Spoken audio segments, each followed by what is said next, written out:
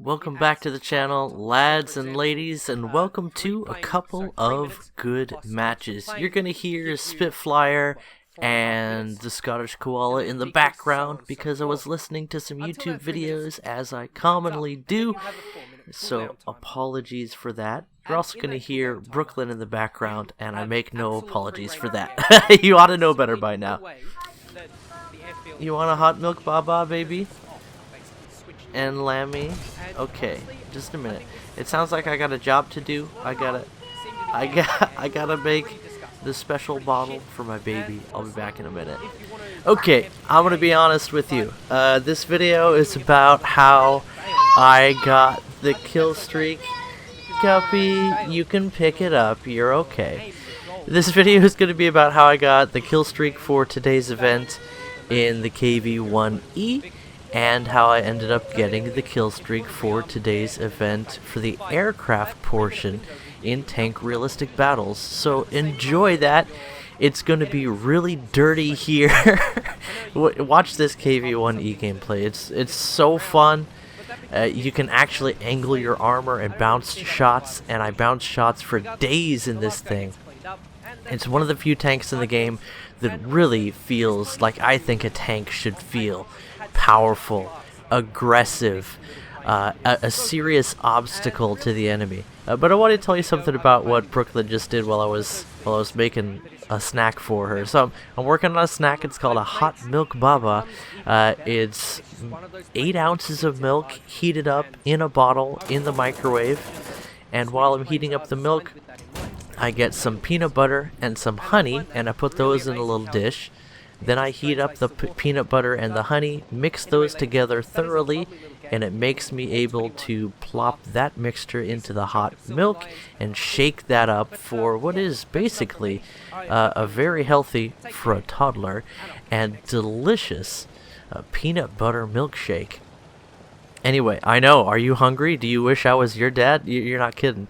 So I'm making this hot milk baba, as the term goes, trying to get the drop shot there. I'm not quite so good at those since I stopped playing IS-6 all the time. But I'm working on this hot milk baba, and Guppy's in the living room, and she's like, "Hot milk baba, daddy, hot milk baba." She loves telling me what I'm doing. It's the cutest thing in the world. So she's going on, and then she comes up with an idea. She's always so compulsive. She's a busy woman, and she expects you to get busy too. There's stuff to be done. So she decides that she wants to watch a slime make video, so she goes, "Slime make, daddy, slime make." And I'm like, "I'm busy making a snack for you."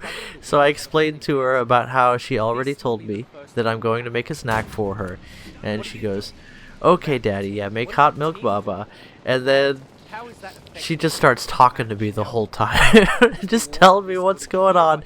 "Daddy, you're making a hot milk bottle. Daddy, you're gonna come back and put the slime make video on the tablet for me." I'm translating a little bit, but she's just constantly telling me that.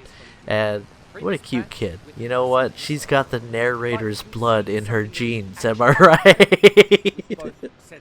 Anyway, what you've been watching us do, if you've been watching us, by the way, thank you, is spearhead this particular flank for our team. You can see that we're just to the side of the main avenue of advance, which is what I would call a medium flank. And we have been angling our armor, waiting for the enemy to try and pen, which most of them just cannot. There's a tiny little spot on the turret where the armor is rounded that's always flat on toward the enemy, if that makes sense, no matter how you angle.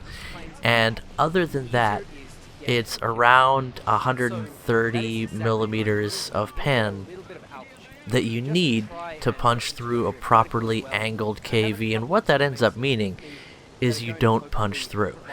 So, interestingly enough, a lot of Panzer IVs and Stugs, which have that longer 75mm cannon, will end up bouncing off of my side armor. They go for the side shot, they go for the wheel sprocket, and that's just not gonna work against a KV. So any one of the KVs can sort of use this strategy. It just works a little bit better with the up-armored versions, which just happen to be premium. I know, I didn't... Let's make something clear. I love me my golden name tags. Now for this KV-1E, I actually ground the Warbond shop for this one, so almost an entire month of completing the 2 daily missions and around a dozen special missions on top of that. So this is not something that I just threw my wallet at the game with. This is the result of a lot of dedicated gameplay. But at the same time, it's just not available to most of the players of War Thunder, and I see that as something of an issue, because it's such a powerful vehicle. Now, if this KV-1E wasn't so strong, I wouldn't have such a problem, but I want you to know something. This is a 4.0 vehicle, and it's in my 4.3 lineup, and it fits there just fine, as you can see. Now, obviously, in a maximum up tier against 5.3s, you're going to have some issues. But this tank works just fine as a heavy tank in a 4.3 lineup. So, could the battle rating go up by a 0.3? I think absolutely.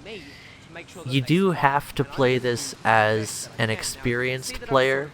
You have to aim carefully against a lot of vehicles, but that one-shot potential is very much there with the gun on this thing. And the armor is reliable even in a 4.3 lineup. So, could the KV-1E go up to 4.3? I think yes. I think it would take a little bit more skill and finesse to make it work for you. But because it's a difficult vehicle to get a hold of anyway, that actually, I think, is fitting. Sort of putting it along the level of the mouse.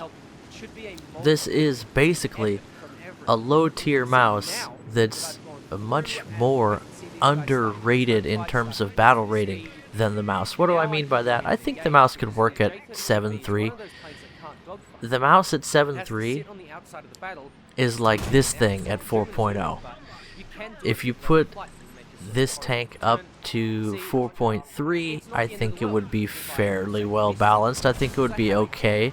You can see we can bounce that longer 75mm cannon all day, unless they very carefully aim, unless they position themselves, and if you take the time and the effort to do that, the gun on this thing is not going to forgive you. So, it's a very dangerous opponent in any case. And here you can see we have fought our way to the enemy spawn. We've pushed them all the way back to now the only place they can be found, and as a frontline tank, it's really our job to put the pressure on them, and then we finally get taken down. But we got what we wanted, and we ended up picking up some aircraft activity in that battle as well. I think we might have gotten... Did we get a kill? I'm not sure.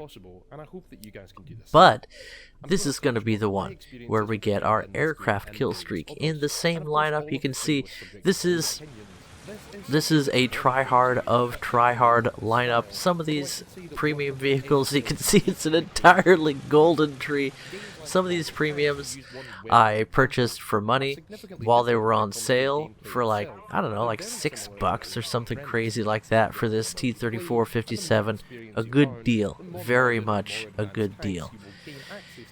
And some of these are event vehicles that I took forever to grind out, and other ones are Warbond vehicles that took even more effort. So this is a special lineup for me, to be sure. In any event, all of these being rank 3 vehicles, all of these being premiums, it really fits my style of playing War Thunder, which is to get that sweet cash. I love playing premium vehicles on premium time. It's just, I like to see big numbers, okay? That's just the way I enjoy playing the game. And a lot of these vehicles, like the T-34-57, the IL-2, to a lesser extent the KV-1E, but many of these vehicles are just a copy of what you can find in the regular tech tree. It just makes a huge difference to me that I get that sweet golden name tag for power, prestige, and rewards. First off, in the IL-2, I'm very comfortable in this aircraft. It is a fantastic attacker. It has that multi-role capability. Excuse me, P-47, I was talking. Look at this dogfight. This is kind of an interesting fight. The guy in the P-47 here does know how to fly his aircraft. He was using really effective maneuvers, but in a 2-on-1, he just doesn't stand a chance. You can see we slide out of the way just before he can get his guns on target, and he's right above us, out of the fire of our defensive gunner and into the fire of our ally, who we came in to rescue there. We saw him dogfighting and we made our presence known. So we don't manage to pick up a kill there, even though we did get some what are they, 23 mils on target. I'm not bitter. The P-47 is a very tanky flight model. And did we pick up a kill assist? I think we did. We should have. Anyway, we didn't even get a critical hit. In any event, I was saying that the IL-2 is a delightful ground attacker. I didn't have a huge respect for it earlier when I started playing War Thunder because I didn't know how to play the game. But as a ground attacker with really good turn rate and a tanky airframe, reasonable armament, and some unique features in terms of armament as well, it really makes this aircraft a lot of fun to play. Because this is a premium variant, it's very rewarding.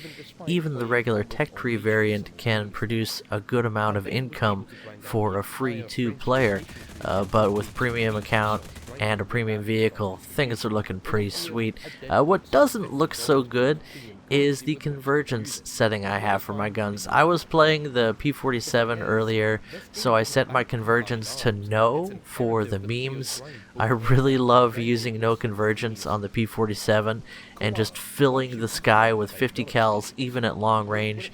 So I need to adjust that so I can actually hit ground targets. You can see we're all over the place here with our shots against that enemy tank, but quickly picking up our second ground kill. We're halfway to getting the kill streak for aircraft. I think it's 4 in RB. I could be mistaken.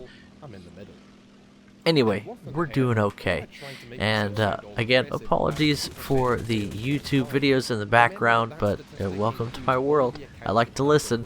And we drop our last bomb, picking up our third kill. Not bad, not bad at all. All we need is one more as the ka-chug of enemy ground fire comes in. 40mm rounds. Sparking off of our tail and our wing. So, saved by ping? I think so. The IL-2 is tanky, but it's not survive 2 direct hits by 40mm cannons tanky. At least, it shouldn't be. Here we go, playing aggressively, going for those critical hits or kills. We know we're going to have enough spawn points to respawn in another aircraft, and I suspect... Hello, RC plane glitch. That's a little bit reminiscent. It's a... Anyway, did I mention the P-47? There we look at our convergence, and we're going to fix that just so we can actually do some ground strike if we feel like it. I'm kind of torn between 400 and 600 meters convergence for the purpose of ground strike. It really depends upon how maneuverable my airplane is, and that's something to touch on with this video as well. There have been a huge number of changes to flight models, and especially the instructor interference when it comes to flying in AB or RB. I don't know how much sense that makes, but planes fly differently now after this patch than they did before the last major update, and I've definitely noticed it. One of those things that I've noticed is that the P-47 is a lot more clunky than it used to be. The rudder is asleep a lot more often than it was before. If you manually kick the rudder, you do have a little bit more control, but the plane just doesn't feel the same.